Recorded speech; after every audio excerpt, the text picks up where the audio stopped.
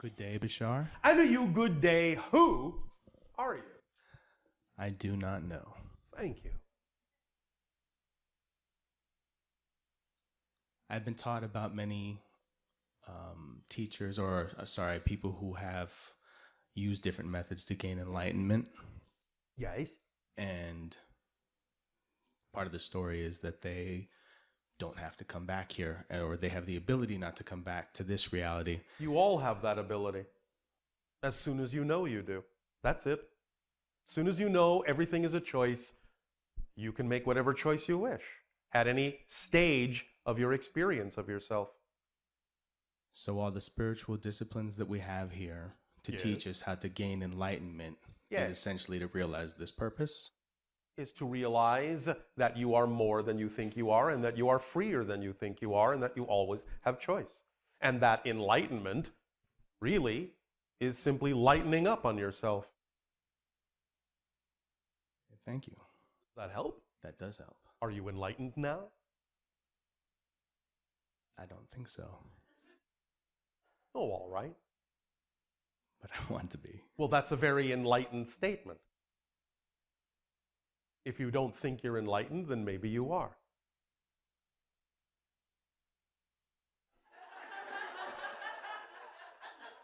Anything else? Yes. If somebody has suffered a Yes. tragedy or greatly at the hands of another person, Yes. is the goal forgiveness?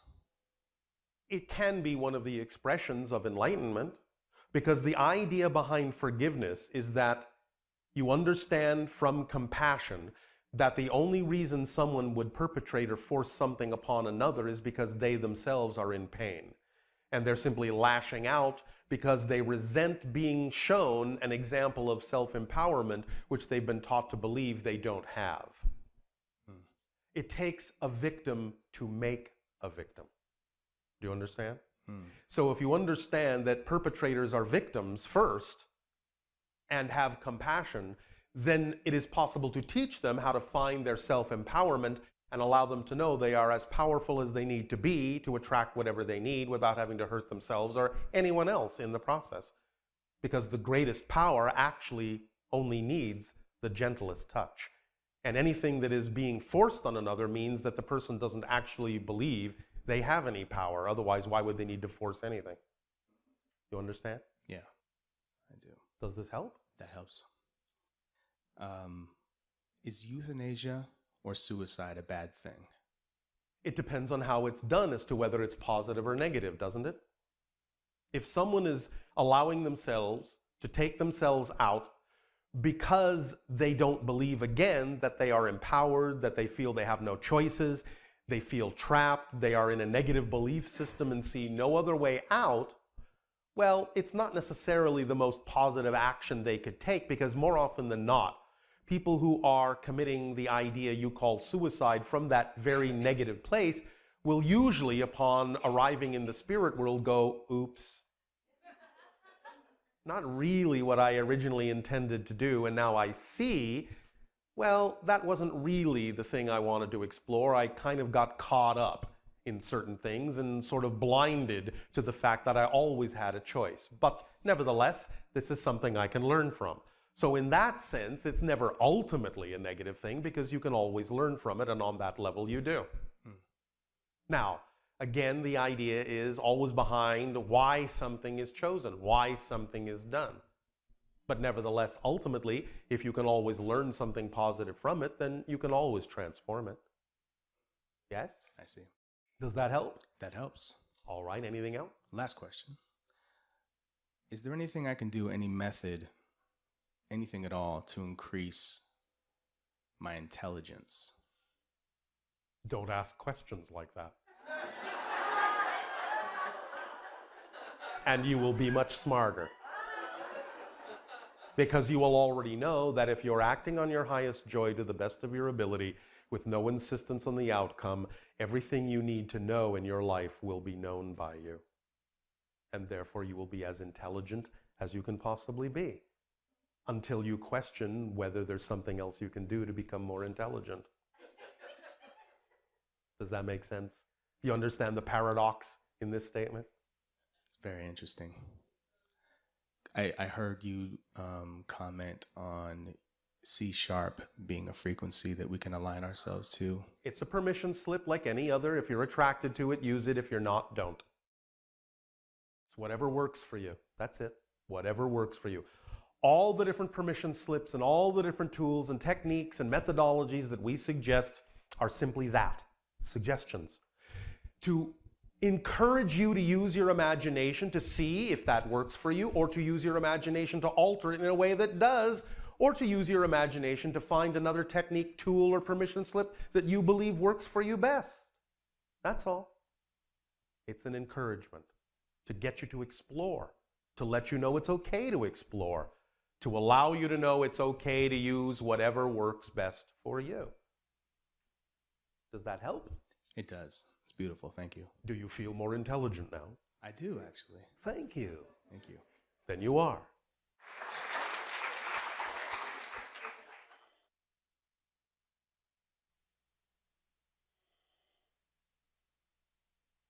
And please, all of you, remember, you are all already brilliant. It's just that sometimes you use your brilliance to make yourself believe that you're not. But that's brilliant, isn't it?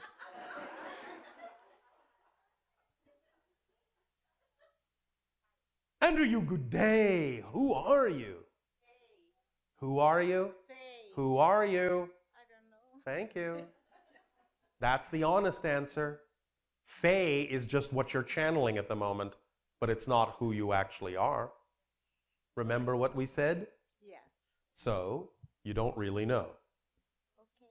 Is that okay that you don't know? All right. See, I am new to this channeling. No, this is my I first just time. explained that you're not. Because you've been channeling your personality your entire life. You are maybe new to the idea that you've been doing that, but you're not new to channeling itself. Exactly. All right. So, what is the connection between our planet and your planet? And Well, how do we benefit from each other? We are genetically connected because we are a hybrid race that is the product of some of your genetics along with the genetics of another species. And therefore we are family. We are connected.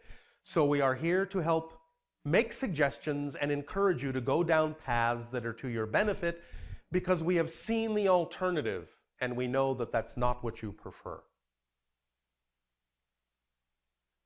Well, if that's the case and we are so connected, Yes. why are you allowing the human beings on Earth hurt each other like that?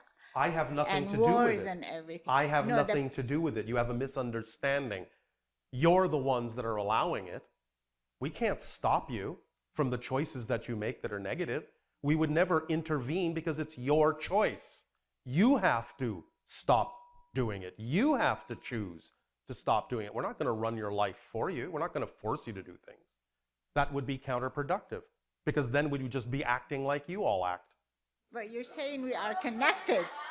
We But are you are connected. saying we're connected, we have the same We genes. are connected. Why do you think we're having these conversations where we encourage you to make more positive choices? We can't force you to make a positive choice, can we?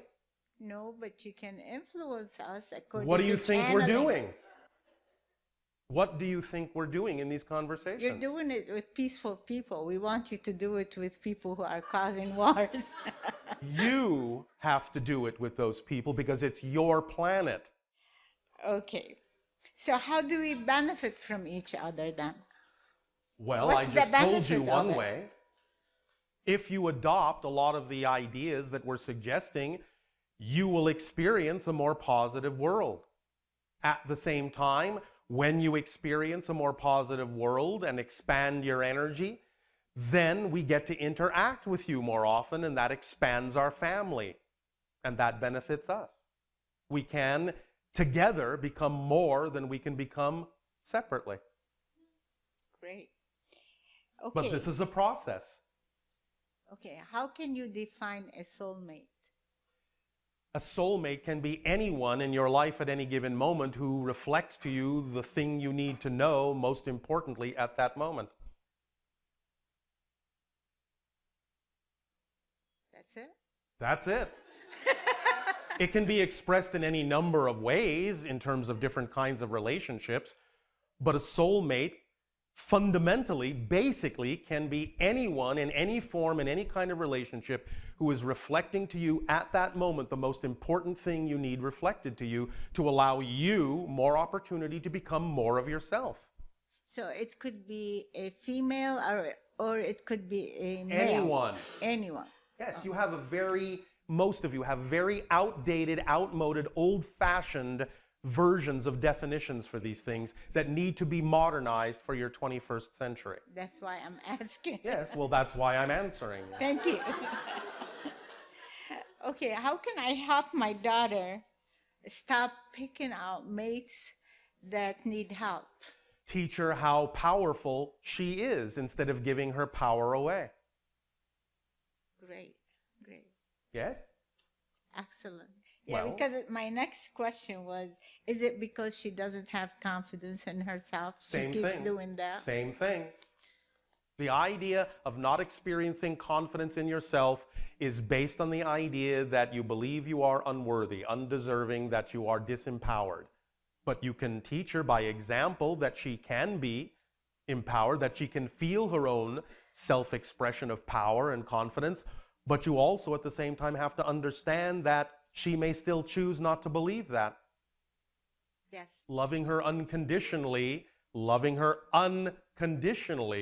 is the only way to at least give her a chance to understand that that's possible for her. But then you have to allow her to be the one that realizes that's what she prefers. Thank you. Does that help? Yes, thank All right. you. Thank you.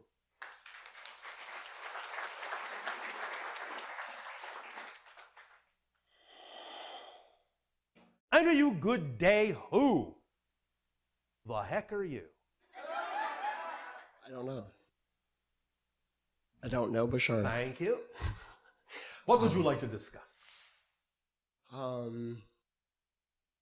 What are some ways we can allow ourselves to allow our reality to become more dreamlike? Do you understand that physical reality is a dream? Yes. More. Do you? I do understand that, yes. Do you know it in your bones? Can you clarify? Your bones? Well, The thing that what you keeps mean your by body from turning into a puddle? Thank you. In other words, have you truly made this idea your own? Have you truly allowed yourself to come up with your version of understanding what that may mean, that physical reality is truly a dream? Or do you just have what you call an intellectual comprehension of the concept? I act upon it as often as I can, following my Then excitement, best of my ability. What else do you need to do? You do understand that acting on your excitement is a complete kit? Yes. You do understand the definition of the word complete, Yes. which means it leaves nothing out, correct? Yes. Nothing out that's relevant for you, correct? Yes.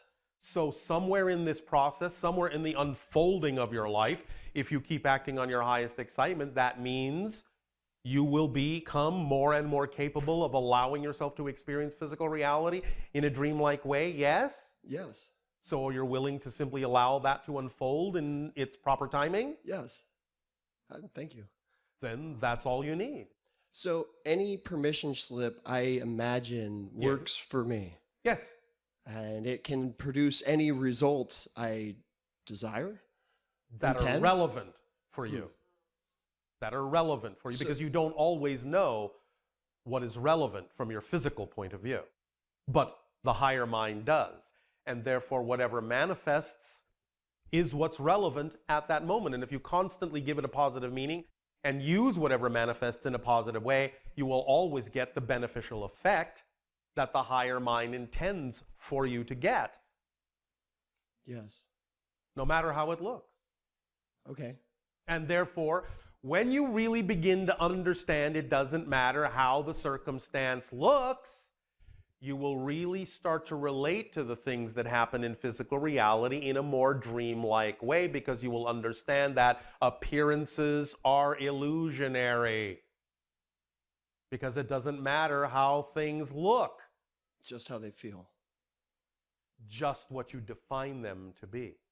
because how you feel is also the result of what you believe to be true, what you define to be true. So, it's not really about what you think, it's not really about what you feel, it's about what you believe to be true, what you know to be true for yourself. But when you know that physical reality is really just a dream, then no matter how something looks, no matter how you may have defined it before, you will just look at it and go, huh, that's interesting. I know that in the past I would have defined this as horrifying, but now that I know this is just a dream, I'm more curious about the idea of this manifestation than anything. And, well, isn't that fascinating that it appears to manifest this way? I know I'm giving it a positive meaning, and therefore I know this is going to benefit me somehow, and I don't have to know how right now. So I can just stay in the moment and be absolutely fascinated by the appearance that this circumstance has taken upon itself and see what will happen. Let my curiosity be my guide, knowing that I'm just perfectly fine living in the moment with how this looks, because I am absolutely fascinated to find out how something that in the past I would have defined as negative is going to serve me in a positive way, because I know it's all just a dream. There's the attitude. Thank you. There's the behavior. Do you understand? Yes, thank you. Does this help? Yes. All right, anything else? So why do we have intentions and desires then, if it all just kind of hooks back and doesn't really matter in circumstance? Because what you're calling an intention and a desire allows you to focus your energy in the direction of what excites you the most. But you don't need to separate those things out so much. You don't need to put so much emphasis on the difference between those different ideas. It's all about aligning with your highest vibration. Intention can give you some focus in it, can allow you to play with your free will about how you experience your excitement. So in that sense, you could say you can use your intention as a focusing device or as a choosing mechanism. I'm going to choose to act on my excitement this way as opposed to this way. And you can use your desire in much the same way. But when you start using the idea of desire and intention in what you might call more negative, egotistical ways, that's when you start losing the focus, really, about the idea of acting in a more holistic way, and you start getting lost in the details. And then you start wondering why your desires and your intentions aren't working out exactly as you planned them to. You understand? So you have to walk a balance there. You have to walk a fine line of not getting caught up in the idea of not getting my desires, not getting the manifestation of my intention, because your intention and your desires are really coming from the physical personality, and the physical personality is limited in what it is capable of knowing is actually to its greatest benefit. So you can use intention, you can use desires, but use them softly, as adjustment mechanisms, but allow the idea of the excitement to be the driving mechanism, the overall energy. Let it adjust the idea of your desires in a way that's in alignment with what's relevant for you. Does that make sense? Yes. Does this help? It does, yes. Anything else? So focus then is more of the same with intention, desire. I just focus on excitement. Well, let me put it another way for you. Sure. If you are acting on the thing you really love to do at every moment, wouldn't you automatically be focused? Yes. Because there simply wouldn't be anything else that you would choose to act on, right? There wouldn't be anything else you would choose to focus on, would there? Correct. So it's an automatic side effect. That's what we're saying. It's a secondary automatic side effect of acting on your excitement. The idea of desire, the idea can be, well, all right, this is something I perceive might be something that would excite me. That's fine. So the desire can function as a precursor to you being willing to identify and act on the thing that excites you the most. And focus is simply an automatic side effect of allowing you to really stay in that moment with what excites you, because there simply is at that moment no other choice that makes sense. So that's what we're saying is these things may bracket it, these things may color it, these things may inform your excitement in some way, but excitement is actually the driving engine that creates the desire as a precursor and creates the focus as an after effect. Understood. Does that make sense? Yes. Does that help? Yes. All right. Yes? Okay, so Yes. allowing Yes. excitement is the state to stay in? Is just like, Well, why not? okay. Because sure. again, if you trust that your life unfolds in the way that it needs to, why wouldn't you allow it to? Why swim against the current? Right. You are the current. Go with the flow. So what comes easiest and comes with the least resistance and the Yes. most allowing is all of that we're talking about. Yes. Okay, thank you. That's part of the toolkit, yes? Yes. Does that help? Yeah, and then can I just throw out there, if I would like more alien contact with their civilization in general, just focusing, talking about it, any kind of permission slip I imagine would benefit that then, right? I guess I'm looking for a yes. You can answer the question now, yes? Thank you. Yes? Yeah, yes. Yes. Yeah, okay. I think I'm good. Thank you. All right, thank you.